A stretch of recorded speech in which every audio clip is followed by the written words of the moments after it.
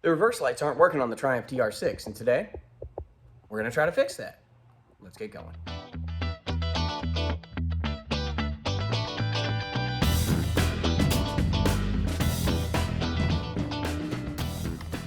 This is a reverse or backup switch, backup lamp switch, whatever you want to call it. It's 2-terminal, power in, power out, and this little checky ball makes it either open or grounded depending on what's going on. Here, I'll show you what I'm talking about. We'll get the ohms meter set up here. We'll put it to auto range, hopefully. What we'll do is we'll put one lead here and one lead on the other side. Now, with this check ball in this position, this should read open, like no connection, and it does. Those two are not connected. Now, all I'm gonna do, and I'm gonna try to get my hand out of the way so you can see this here. So these two, still the same. All I'm gonna do is push this ball in and watch the resistance. See, now those two are connected, almost no resistance. So that's basically like you've got a strong contact on the inside of this. I let go, it opens it up, no power goes back to your backup lamps. You throw it in reverse, it pushes this ball in, and you get power in, power out, and that's how you light up your backup lamps.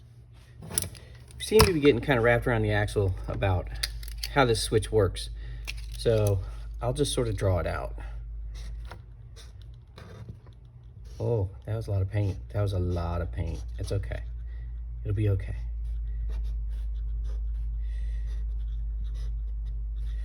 Okay, so here is the outside of that minus this. I'm sure that's just a manufacturing flaw.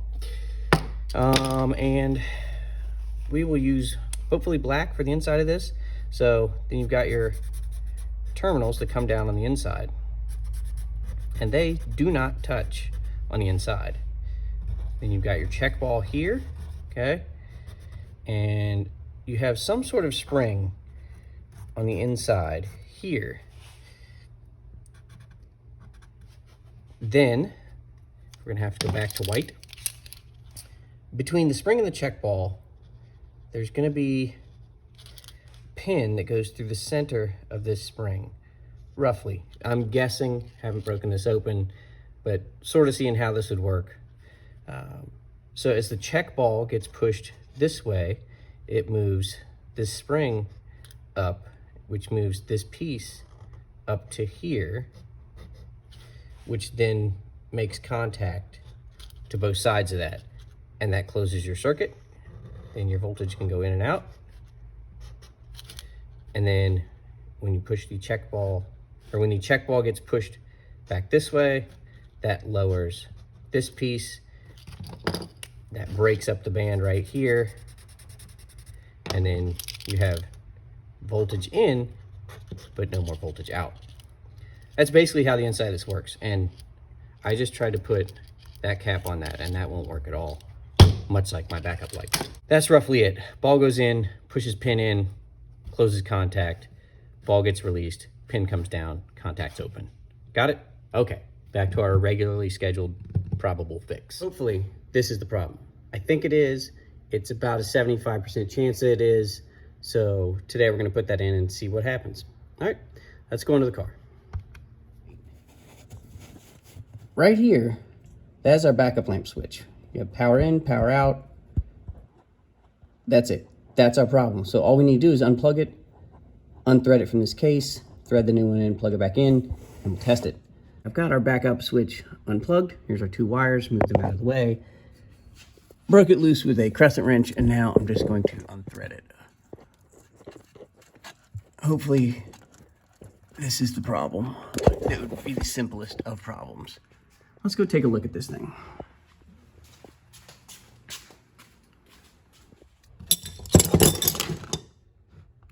All right, we're back on the bench. This is our original switch. As you can see, still just 2 terminals, still just a check ball. Let's test this and see what happens here.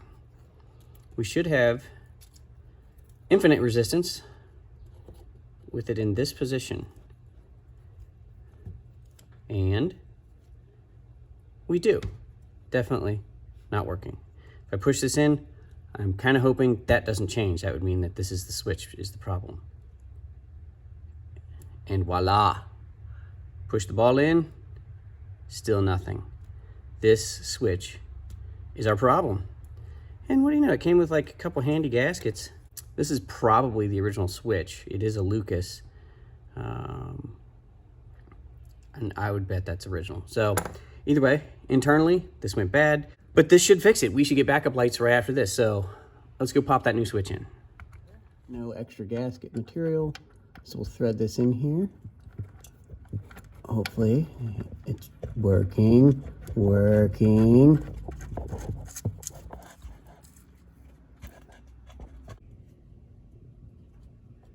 There we go. Okay, that's snugged up enough. Now we got to put our wires back on. And it doesn't matter which wire goes where on this. This is just simply an in and out circuit. It's not an in and out burger. It's an in and out circuit. So one goes there, one goes there. Now, what we need to do is turn the key on, throw it in reverse, and see if we got lights. Let's go do that. Alrighty, key's in the on position, as you can tell by the nice handy ignition light telling you you've got the key in the on position. Transmission's in reverse. Let's go back and see if we have backup lights. Kind of hoping yes, but I'm kind of thinking no.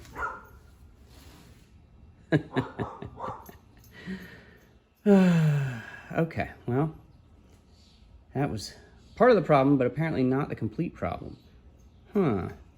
Alrighty.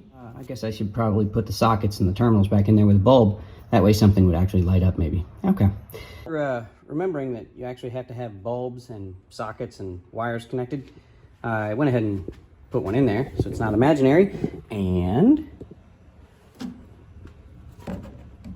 I've got backup lights. So, problem solved. It was the reverse lamp switch. I kind of thought it would be. I'm really happy that it was. Go ahead and shut this off before I forget. Power off, ignition light off. All right, so it turned out that the reverse lamp switch was bad. It tested bad here, which means, you know, it increased from 75% chance to 99% chance that we were right in replacing it. And when we put it in and actually had a bulb and a socket plugged in, it worked. So that is one more fix done on the Triumph and one more step towards being roadworthy. And with that, we'll see you next time. Wait. I kind of want to see how this works inside. Let's take this apart if we can. I've got a couple extra minutes, do you? If not, well, thanks for watching. If you do have a couple extra minutes, let's try to get this apart. Let's move that out of the way because I don't think I want to break that. All right. No, yes, maybe. I don't care if I damage the threads on that now. I need to peel. This is like a crimp close, and I want to peel it open.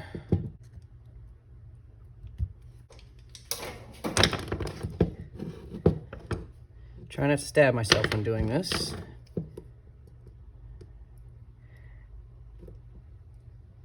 No, we don't have it opened up enough yet. Okay, we're gonna continue on trying to peel this open.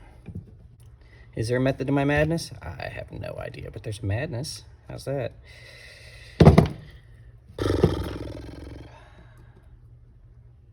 Ooh, there we go. It's loose.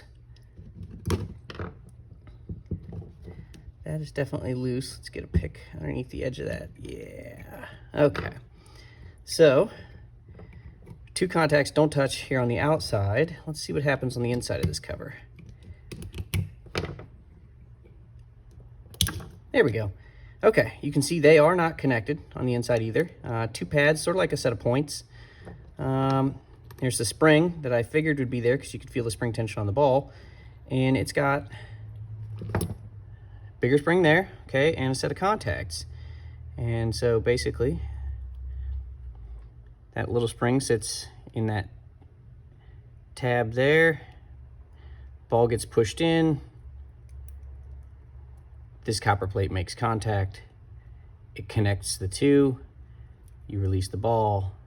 It no connecty, no mo. There we go. That is how it works. So we drew it out pretty close, actually.